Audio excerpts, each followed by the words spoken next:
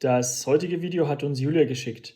Sie lobt die Digitalisierung und die Vorteile, die sie in der aktuellen Zeit mit sich bringt, warnt aber auch von negativen Aspekten für behinderte Menschen in Bezug auf die Wahrnehmbarkeit in der Gesellschaft.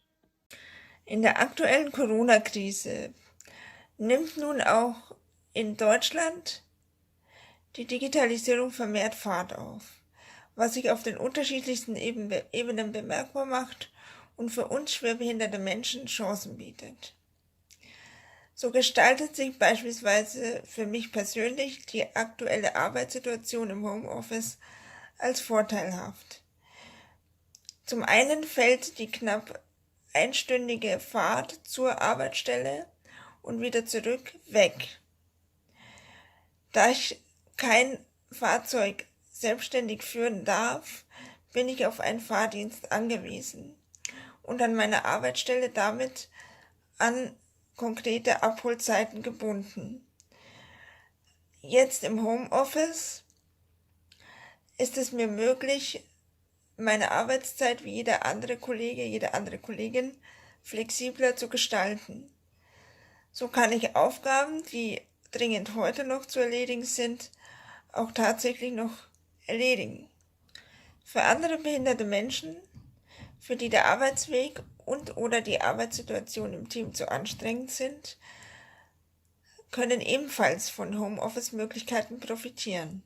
Auch im kulturellen Bereich begrüße ich die vermehrten Online-Angebote.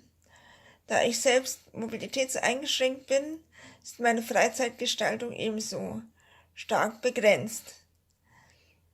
Dadurch kann ich nicht einfach so in ein Museum oder in ein Theaterstück gehen. Hierbei ist stets die Hilfe von dritten Personen nötig.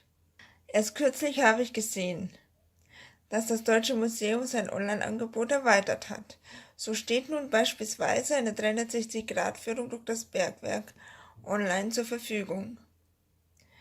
Dieses kann ich mir mit meiner VR-Brille nun ansehen, was mir sonst nie möglich war, da ich mit meinem Rollstuhl diese Abteilung des Museums nie besuchen konnte. Aber bei all den positiven Aspekten der Digitalisierung für schwerbehinderte Menschen, die ich nun angeführt habe, möchte ich die Situation nicht unkritisch im Raum stehen lassen, sondern differenzierter betrachten. Der behinderte Mensch war und ist nach wie vor im öffentlichen Raum kaum vertreten und damit für die Gesellschaft nicht wahrnehmbar. Wer aber nicht wahrgenommen wird, kann auch nicht berücksichtigt werden.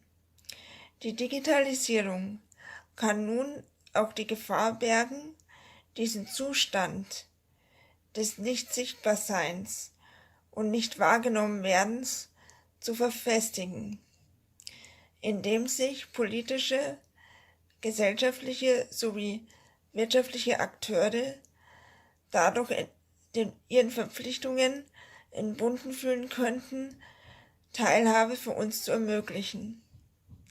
Dies darf auf keinen Fall geschehen. Neben anderen Herausforderungen der Digitalisierung, wie beispielsweise einen sicheren Datentransfer herzustellen, dürfen Digitalisierungsangebote ebenfalls nicht als endgültige Lösung für Teilhabe verstanden werden. Es sind Angebote, die Chancen bieten, die genutzt und ausgebaut werden sollten.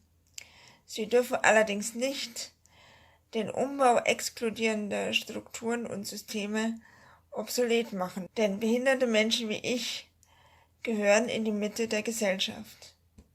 Vielen Dank.